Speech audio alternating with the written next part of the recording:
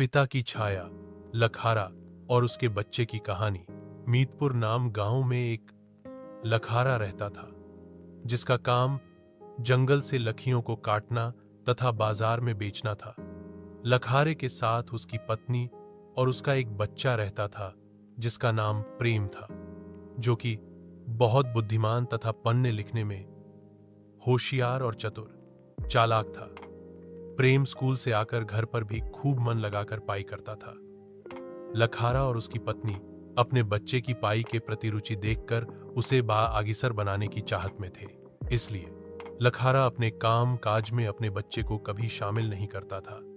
धीरे धीरे लखारे का बच्चा बड़ा हो रहा था। इसके साथ साथ वह पहले से और ज्यादा बुद्धिमान और चतुर चालाक होता जा रहा था। लखारा और उसकी पत्नी अपने बच्चे की उन्नति देख बहुत खुश रहते थे। अब उन्हें लगने लगा था कि हमारा बच्चा एक दिन हमारा नाम जरूर रोशन करेगा। कुछ साल बाद लखारे के बच्चे ने अपनी पढ़ाई पूरी कर ली। गांव के कुछ लोग लखारे को सलाह देने लगे कि आप अपने बच्चे की शादी कर दो, उसका घर बसा दो। फिर लखारे ने अपने बच्चे से पूछा तो उसके बच्चे ने अभी शादी नहीं करनी है बोलकर बात को टाल देता है और वह आगे की पढ़ाई में लग जाता है। इस तरह से लखारे का बच्चा आगे चलकर एक बड़ा अधिकारी बनता है, जो कि गांव से दूर एक शहर में रहने लगता है। एक बार लखारा अपने बच्चे से मिलने उसके दफ्तर में जाता है और देखता है कि उसका लड़का कुर्सी पर बैठा होता है। लखारा अपने बच्चे के दोनों कंधों पर अपने हाथ रखते हुए बोलता है, बेटा कैसे हो, कैसी चल रही है आपकी नौकरी। बेटा बहुत गौरवान्वित महसूस करता है और अपने पिता को सब अच्छा बताता है। फिर उसके पिता उससे पूछते हैं, बेटा इस दुनिया में सबसे महान इंसान कौन है। बेटे ने कहा, मैं। लखारा सोच में पक गया और उसे ऐसे जवाब मिलने की उम्मीद नहीं थी।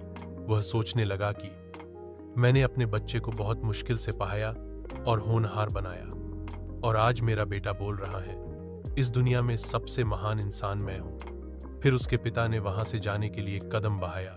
लखारे के दिमाग में फिर से वही प्रश्न आया और दोबारा बेटे से पूछा, बेटा इस दुनिया में सबसे महान इंसान कौन है। बेटे ने कहा, आप। लखारा कुछ समझ नहीं पाया। उसने पूछा, अभी तो तुम बोले थे कि इस दुनिया में सबसे महान इंसान मैं हूं। बेटा मुस्कुराते हुए बोला, पिताजी, जब आपने मुझसे यह प्रश्न पहली बार पूछा था तब उस समय मेरे कंधे पर आपका हाथ था, इसीलिए मैंने अपने आप को इस समझ नहीं पाया दुनिया का सबसे महान व्यक्ति बताया था। क्योंकि जिस पिता का हाथ बेटे के कंधे पर हो, उससे महान इंसान कोई और नहीं हो सकता। बेटे की संस्कार भरी बात को सुनकर उसका पिता प्रफुल्लित हो गया और अपने बेटे को गले से लगा लिया। नैतिक सीख। पिता का सहारा लेकर बच्चा किसी भी मुकाम को हासिल कर सकता है। पिता ही एक ऐसा इंसान है जो अपने बच्चे को जीवन जीने की कला सीखता है।